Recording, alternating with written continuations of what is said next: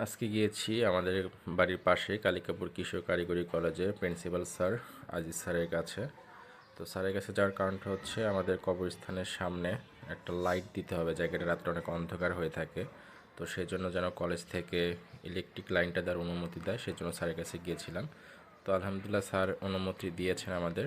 তো স্যারের অনুমতি ক্রমে আমরা আনুষ্ঠানিক জিনিসপত্র যেগুলো দরকার, তার, লাইট, আনুষঙ্গিক সব কিছু কিনে কাজটা শুরু করেছি। তো কাজটা শুরু করার জন্য বাড়ির সবাই আমাকে অনেক হেল্প করেছে। রবিউল মামা, সাইদুল ভাই, ওয়াসিফ, তাহারিম সবাই অনেক হেল্প করেছে। তো আসলে ছোট থেকেই ইচ্ছা ছিল যে বাড়ির উন্নয়নমূলক কাজগুলোতে যেন সাথে থাকতে পারি এবং করতে পারি।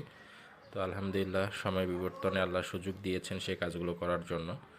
তো সবাই দোয়া করবেন যেন এভাবেই সব সময় ভালো কাজগুলো করতে পারি, নিঃস্বার্থভাবে মানুষের সাহায্য সহযোগিতা করতে পারি। আল্লাহ যেন আরও বেশি বেশি করে আমাকে সেই তৌফিক দান করেন। এবং আপনাদের যাদের সামর্থ্য আছে তারাও চেষ্টা করবেন যে আপনাদের সামর্থ্যের মধ্যে এরকম উন্নয়নমূলক কাজগুলো করার জন্য। আসলে এগুলো সদকা জারিয়া হিসেবে কাজ করে।